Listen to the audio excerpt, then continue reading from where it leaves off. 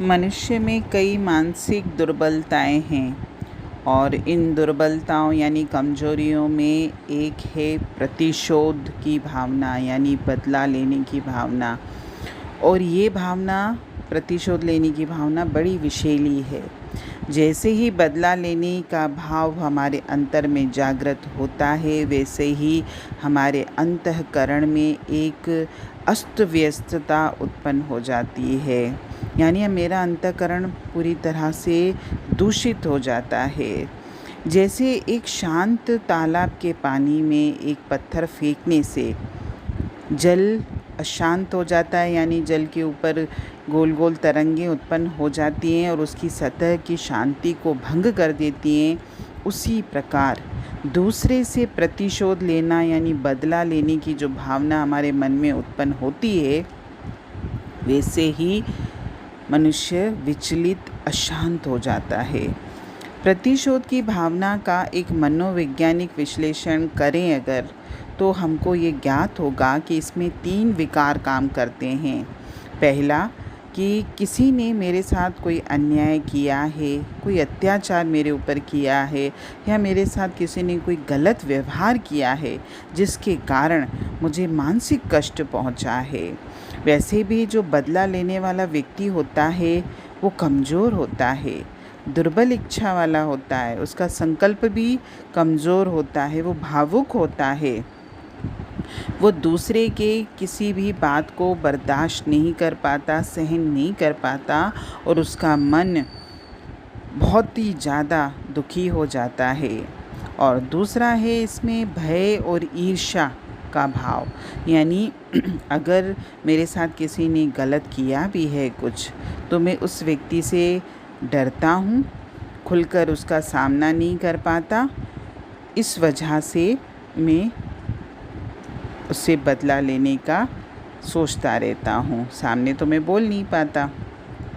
और भय के अलावा ईर्ष्या, कभी कभी ईर्ष्या के वश में होकर भी व्यक्ति ऐसे रास्ते ढूंढता रहता है जिसके द्वारा वो अपने विरोधी पक्ष को शारीरिक, आर्थिक या कोई सामाजिक हानि पहुंचा सके। क्योंकि ये चीज़ तो आप आज के दौर में देख भी सकते हो कि कई बार किसी ने किसी के साथ कोई गलत किया भी नहीं होगा, लेकिन वो थोड़ा सा भी अगर आगे बढ़ता है तो बस मुझे ईर्ष्या होती है उससे, तो वो किसी न किसी तरीके से उसको कष्ट पहुंचाने का सोचता रहता है।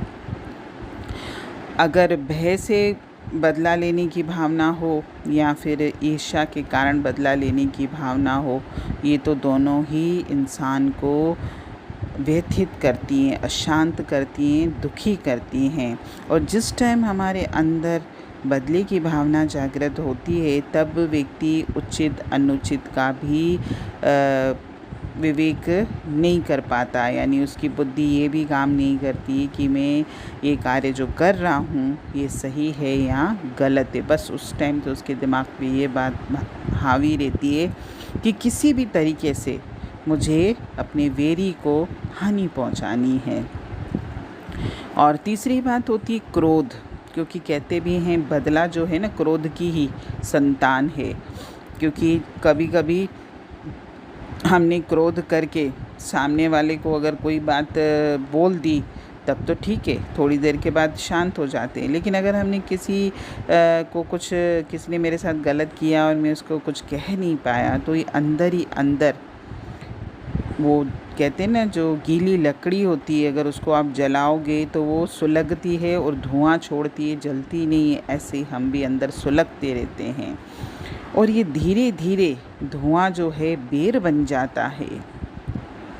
और वेर में मनुष्य ऐसे अनुचित साधनों की तलाश में रहता है जिससे वह गुप्त रूप से अपने प्रतिद्वंदी को, यानी जिससे उसका वेर है, उसको हानि पहुंचा सके।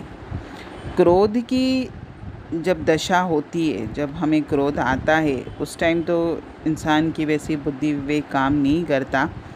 लेकिन जब बदले की भावना होती है, वो तो क्रोध से भी कई गुना गलत या ख़राब है। क्योंकि क्रोध में तो आपने क्षणिक अपना जो भी आपके अंदर भाव था वो आपने दिखा दिया, लेकिन वीर में तो प्लानिंग की जाती है।